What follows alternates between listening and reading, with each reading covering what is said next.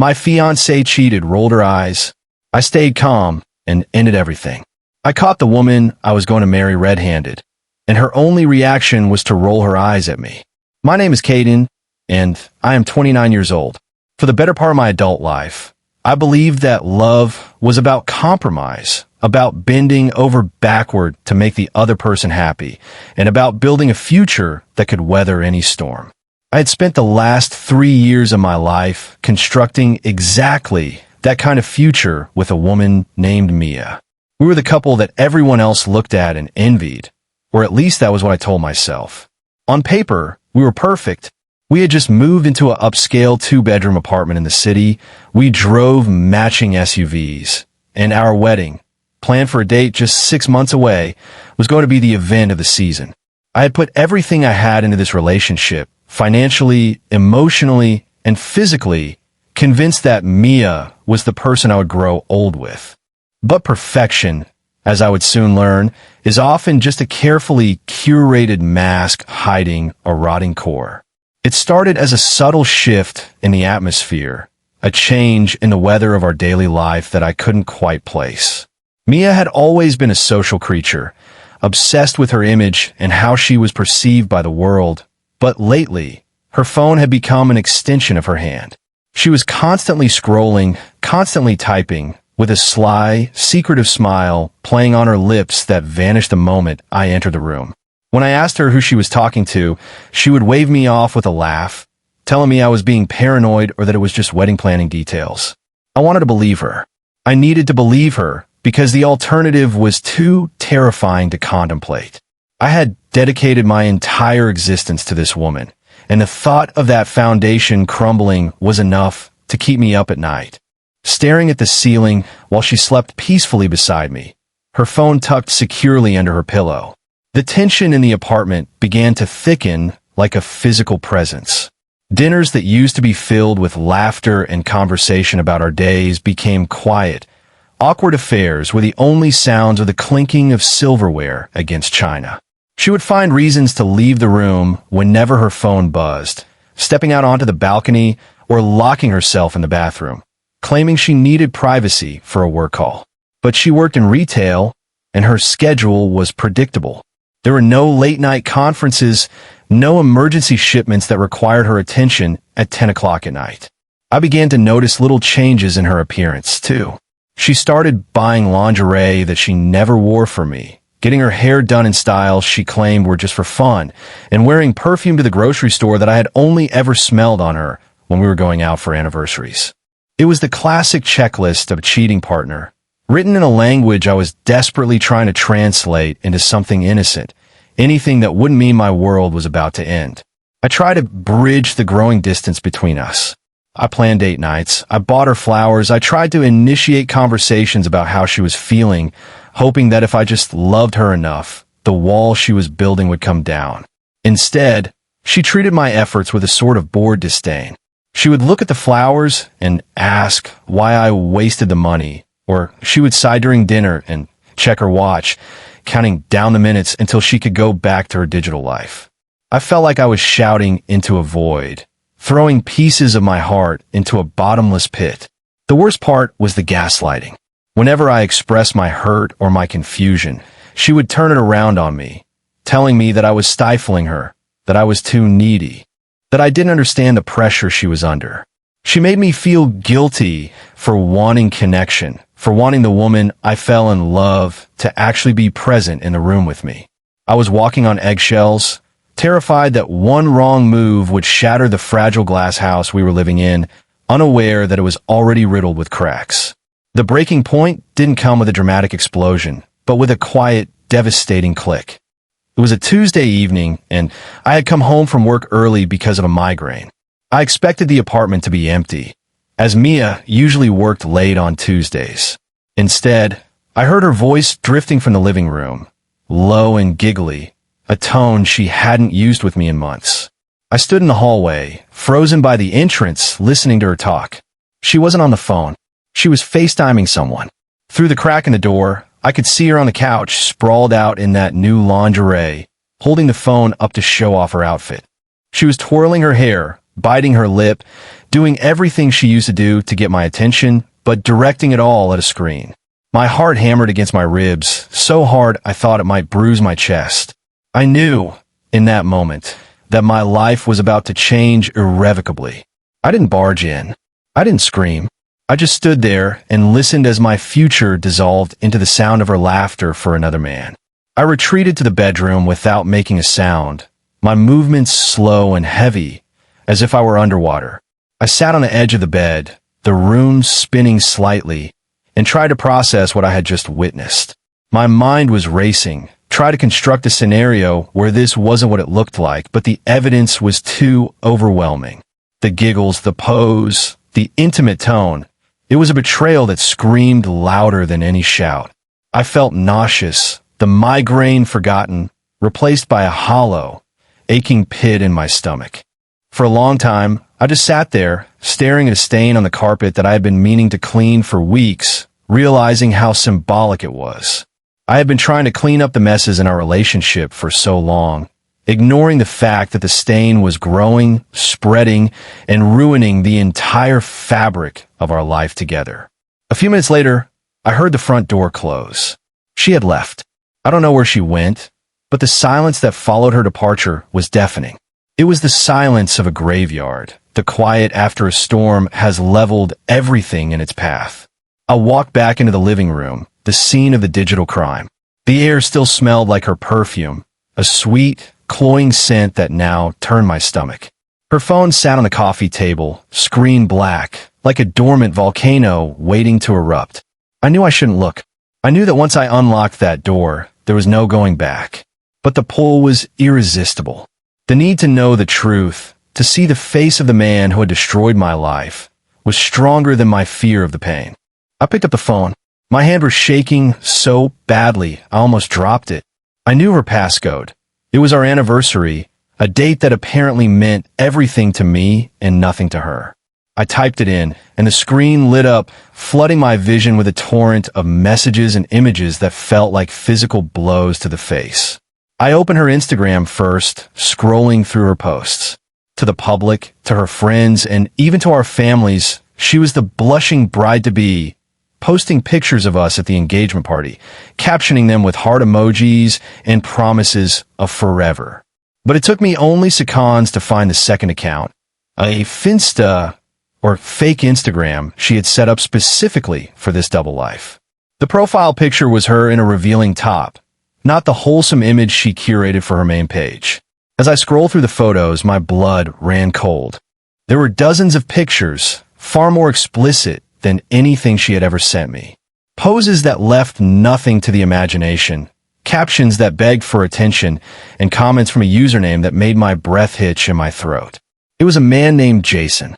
He was a personal trainer at the gym she had started going to 6 months ago, the same gym where I had paid for a premium membership for her birthday. The comments between them were vile, filled with sexual innuendo and inside jokes that mocked me, mocked our relationship, and mocked the life we were building together. He called her his dirty little secret, and she called him her escape. I read through the DMs, my eyes blurring with tears of rage and sorrow. They weren't just having an affair. They were actively plotting against me. They laughed at my kindness, mocked my insecurity, and ridiculed the wedding plans, treating the destruction of my life as their own private joke. The depth of the deception was staggering. It wasn't just a moment of weakness or a drunken mistake. It was a calculated, sustained campaign of betrayal. She had constructed an entire parallel reality where she was single and wild, compartmentalizing her life so effectively that she could lie to my face in the morning and send nude photos to him in the afternoon. I saw screenshots of bank transfers where she had been funneling our wedding savings into personal training sessions and gifts for him.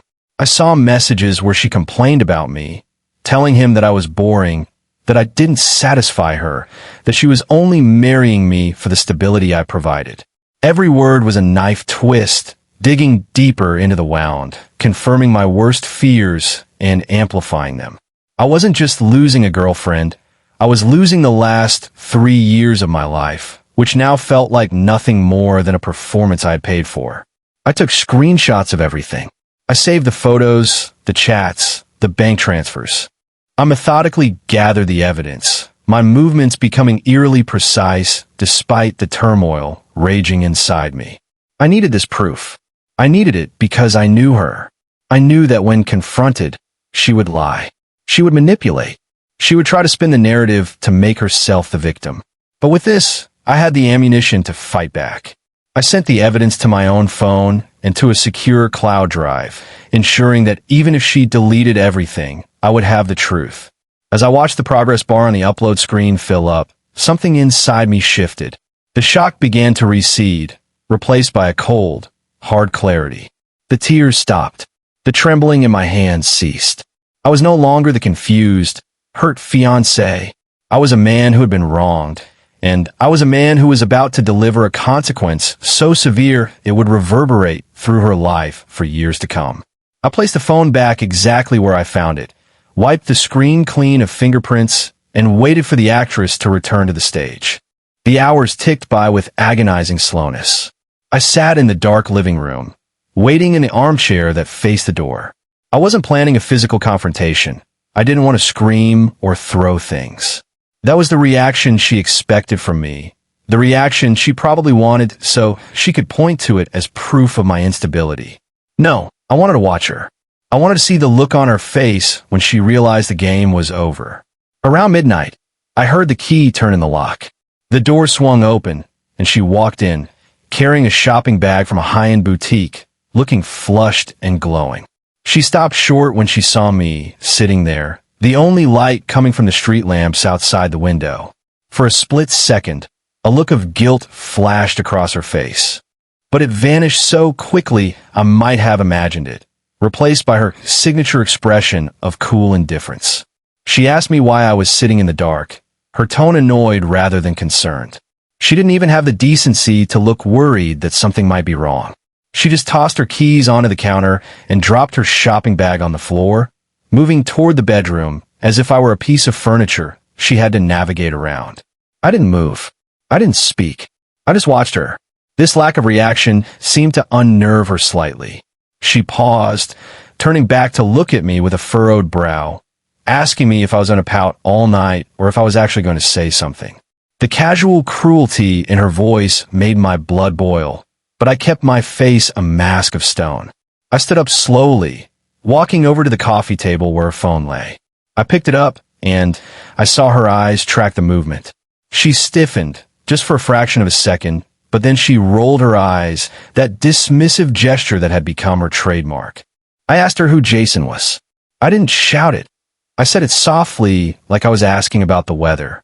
The name hung in the air between us, a bomb waiting to go off. She didn't flinch. She didn't cry. She didn't deny it. She just let out a long, exaggerated sigh, flipping her hair over her shoulder, and looked at me with pure disdain. She told me that Jason was just a friend, a client from the gym, and accused me of being obsessed, of being controlling, and of being insanely insecure. She said she was tired of walking on eggshells around me, tired of me policing her friendships and trying to control who she could talk to.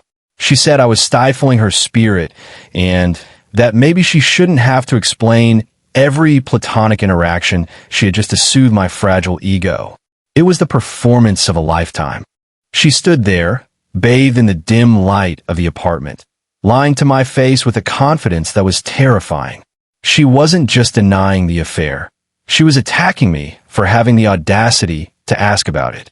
She weaponized my own insecurities against me, using the very trust one had placed in her as a weapon to beat me down. She told me that I was ruining the vibe of the wedding planning, that I was turning a happy time into a nightmare with my jealousy. She actually had the nerve to suggest that maybe I needed therapy to learn how to trust her. As she spoke, I realized she didn't believe a word she was saying, but she didn't care. She assumed I was too weak, too dependent on her to challenge her.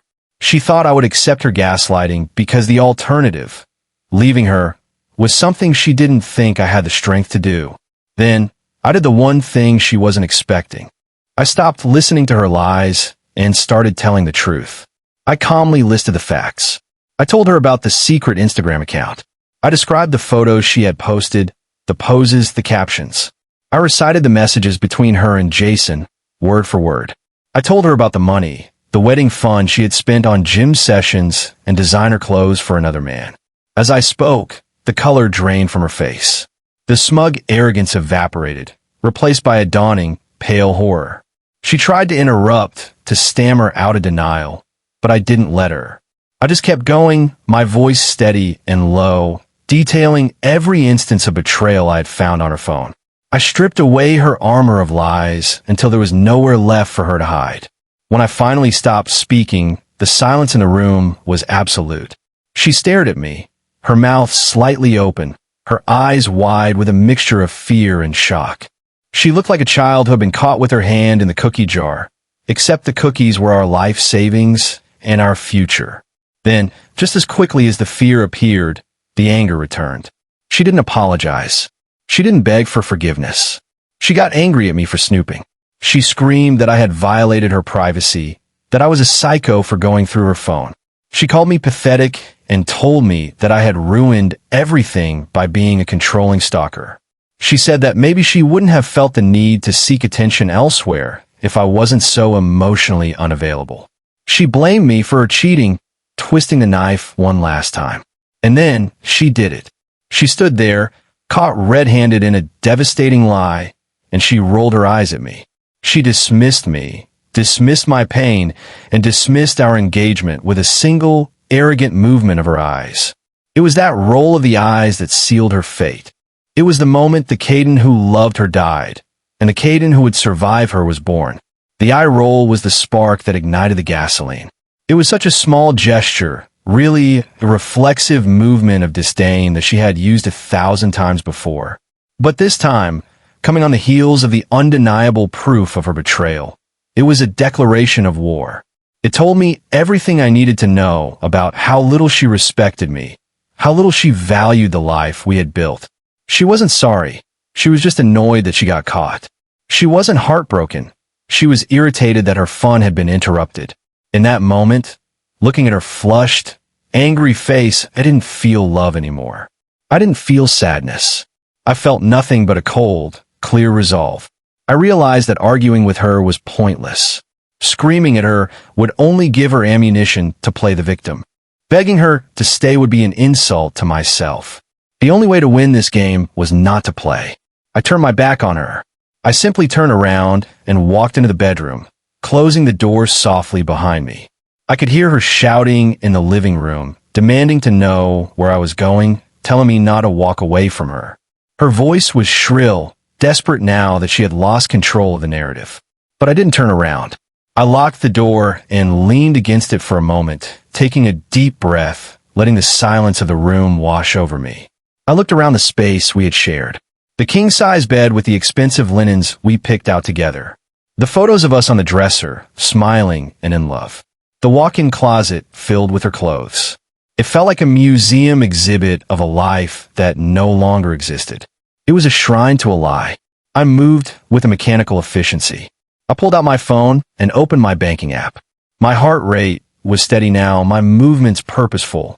I transferred half of our joint savings account to a new, separate account in my name only. It was a significant amount of money, the fruit of my labor over the last 3 years. I wasn't going to leave her penniless, but I certainly wasn't going to fund her lifestyle or her affair anymore. The transaction went through instantly. Next, I called the landlord. We had signed the lease together, but I knew I could get out of it if I paid a penalty. I told her we were breaking the lease and that I would be out by the end of the week. I didn't ask for permission. I stated a fact. Then, I made the hardest call. I called the venue. The upscale vineyard where we were supposed to get married in 6 months. The woman on the other end was chipper until I told her to cancel the booking. There was a pause, a question about whether I was sure. I said yes. She informed me of the cancellation policy, that I would forfeit the deposit. $10,000. Gone. Just like that. I told her to do it. I didn't even blink. I sat on the edge of the bed and looked at the engagement ring on my finger. It was a beautiful piece of jewelry, a custom design that I'd spent months planning and a fortune purchasing. I slipped it off and placed it in the small velvet box it came in. I set it on the nightstand. It looked like an artifact from a different life. I felt lighter without it. I felt lighter with every decision I made. For so long, I had carried the weight of this relationship, trying to balance her happiness with my own, trying to keep the scales from tipping over. Now, I was letting the weights drop. I was letting the scales crash to the ground. I packed a single bag, just a duffel with a few changes of clothes, my laptop, and my toiletries. I left everything else. The furniture, the TV, the kitchen appliances, I didn't want any of it. It was all tainted by her presence, by the memories of the lies she had told while sitting on that sofa or eating at that table. Let her deal with it. Let her explain to her parents why the wedding was called off. Let her figure out how to pay the rent on her own. I was done carrying her. The shouts from the living room had stopped. The apartment was quiet again. I knew she was out there, probably confused by my silence.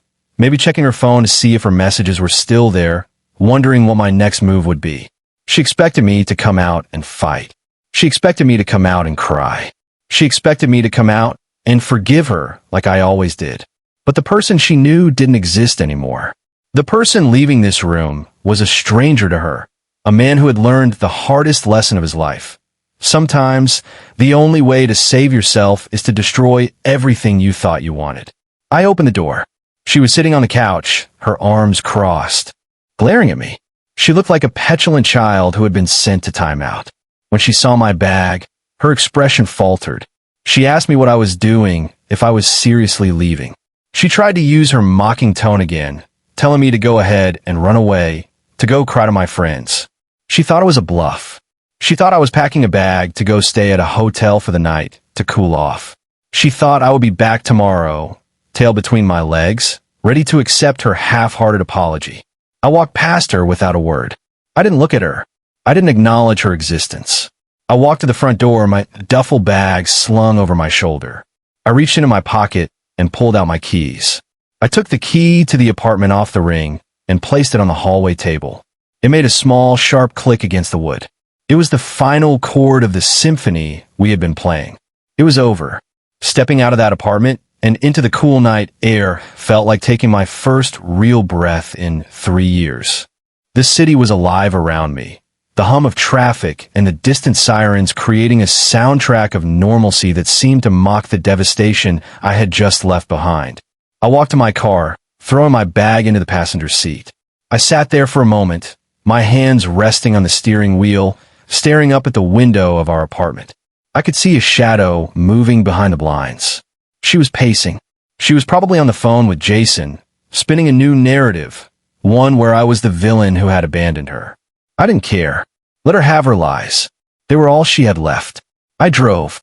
I didn't have a destination in mind. I just needed to move.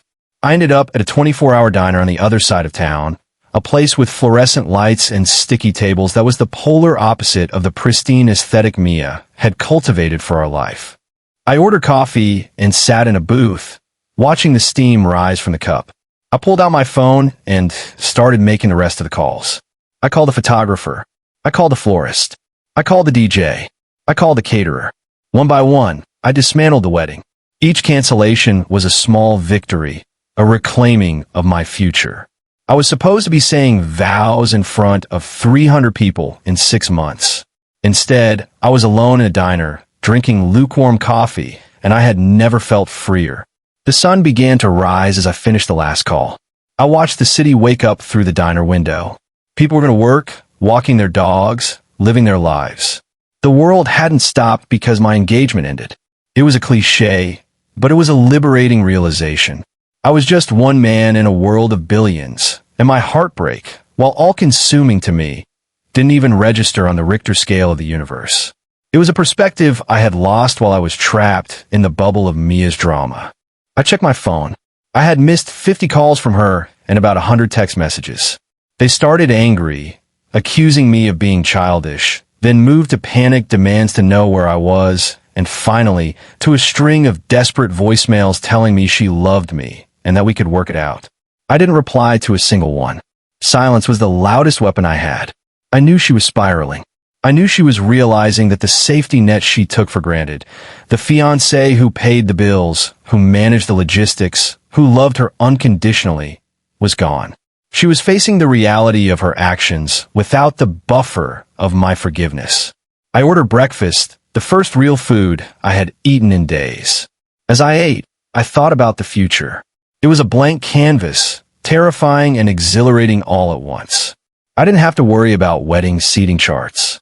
I didn't have to listen to her complain about her mother. I didn't have to pretend to be interested in her Instagram followers. I could do whatever I wanted. I could go on a trip.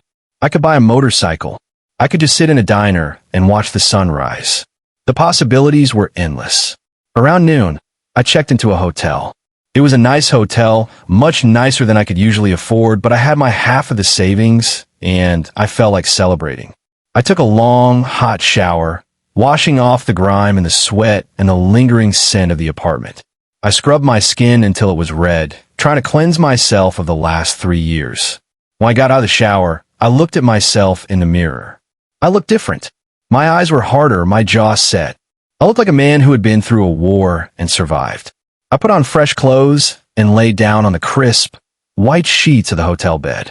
I closed my eyes and slept for the first time in what felt like forever. There were no dreams, just a deep, dreamless void of rest. When I woke up, it was evening. My phone was blowing up again, but this time it wasn't just Mia. It was her mother. It was her best friend. It was Jason. Even my own parents were calling. The grapevine had worked fast. The news of the breakup and the cancellation of the wedding was spreading like wildfire. I answered my mother's call. She was frantic, asking me what happened, telling me that Mia had called her in tears, saying I'd had a mental breakdown and abandoned her. I laughed. It was a dry, humorless sound. I told my mom the truth, calmly and clearly. I told her about the cheating, the money, the eye roll. I told her I had sent her the proof. There was a long silence on the other end of the line. Then my mom sighed. She said she was sorry, that she had always wondered about Mia, and that she was proud of me for standing up for myself. Hearing those words, the validation from the one person whose opinion I truly valued, broke the last of the dam inside me. I cried. I let it all out, the hurt, the betrayal, the relief. But they weren't tears of sadness anymore. They were tears of cleansing. I was purging the poison from my system. The next few days were a blur of legal maneuvering and social warfare. I wasn't just leaving Mia, I was extracting myself from her life with surgical precision. I hired a lawyer. I wanted to ensure that there were no loose ends, no lingering financial ties that she could use to drag me back into her drama. My lawyer was a shark, a woman who specialized in high-conflict breakups and didn't tolerate nonsense. When I showed her the evidence of Mia spending wedding funds on her affair, she actually smiled. She told me we wouldn't just be breaking the lease. We would be suing for the return of the money she had misappropriated. It wasn't about the cash, though getting it back would be nice. It was about accountability. It was about making sure she understood that actions have consequences.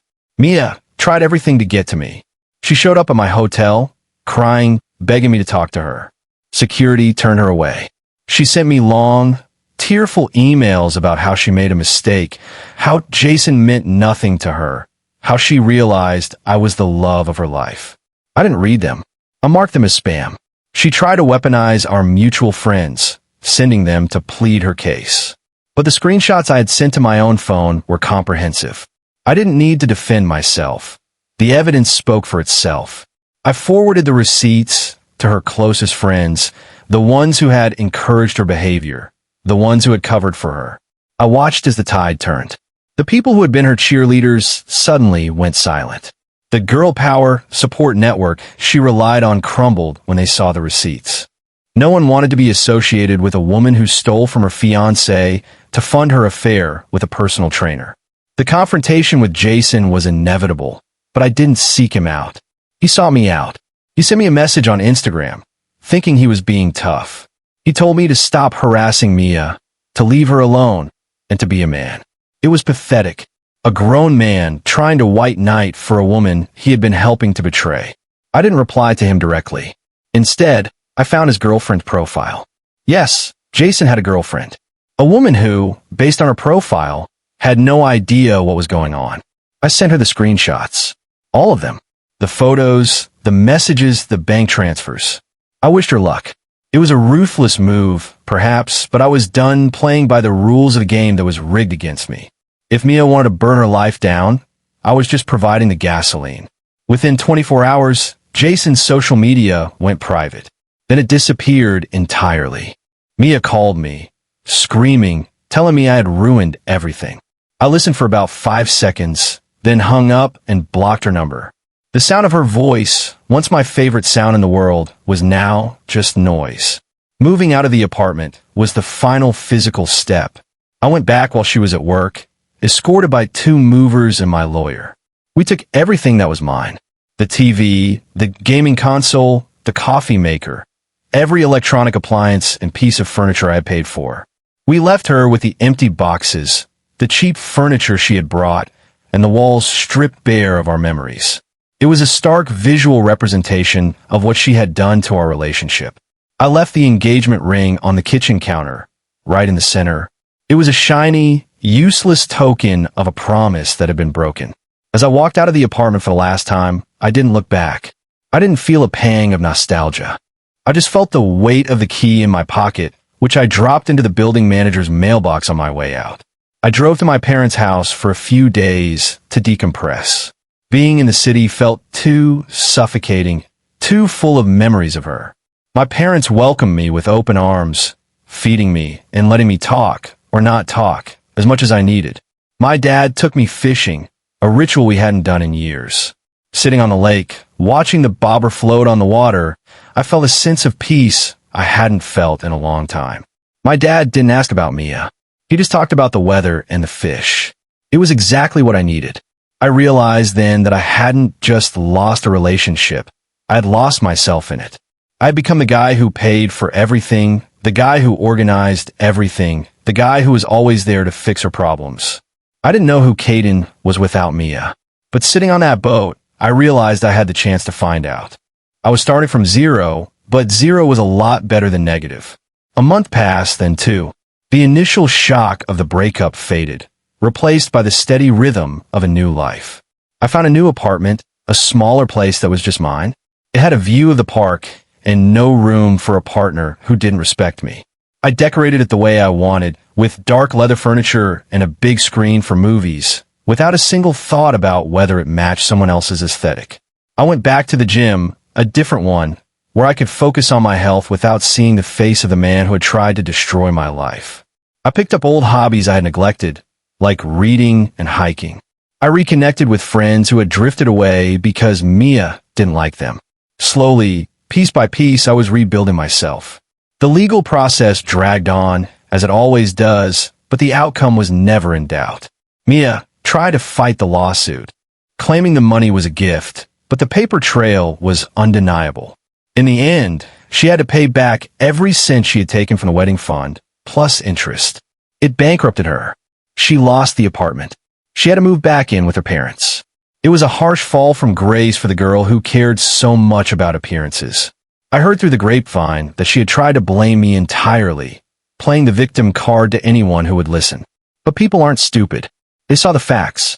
They saw the calm, collected way I had exited the situation, contrasting with her erratic, desperate behavior. Her reputation took a hit she might never recover from. Jason, as it turned out, was a coward. He ghosted her the moment his girlfriend found out, leaving her to deal with the mess alone. It was a poetic justice, I suppose. They destroyed a relationship based on lies, and their relationship was built on nothing but lies, so it crumbled instantly. I saw her once, about 3 months after it all ended. I was walking out a coffee shop, and she was walking in. She looked different, harder, tired. The glow she used to have, the one I thought was love, but was really just the thrill of the chase, was gone. She saw me, and her eyes widened. For a second, I think she expected me to stop, to talk, to show some sign of the affection I used to hold for her. But I just kept walking. I gave her a polite nod, the kind you would give a stranger, and kept going to my car. I didn't feel angry. I didn't feel pity. I felt absolutely nothing. That was the moment I knew I was truly healed. The monster under the bed was just a person, and a sad one at that. Looking back now, the eye roll was the best thing that ever happened to me. It was the wake-up call I didn't know I needed. If she had cried, if she had apologized, if she had begged, I probably would have caved. I would have believed her lies, and I would have married her. locking myself into a lifetime of misery and deceit. By dismissing me so casually, she showed me her true colors. She gave me the clarity to make the decision I was too weak to make on my own. I didn't just end a relationship that day. I saved my life. I'm 30 now. The wedding date came and went. I spent that day on a hiking trip in the mountains, surrounded by nature and silence. It was better than any party I could have planned. I'm not currently dating. I am in no rush. I am learning to be happy on my own, to find validation in my own achievements rather than the approval of a partner. I know that one day, I will find someone who respects me, someone who doesn't roll their eyes at my pain. But until then, I am content. I have my freedom, my dignity, and a future that is entirely my own. The story of the cheating fiancé could have been a tragedy, a tale of a man broken by betrayal. But because I stayed calm, because I chose myself over a lie, it became a story of survival. It became the story of how I lost everything, only to realize that I never really had anything at all. And in that emptiness, I found the space to finally begin,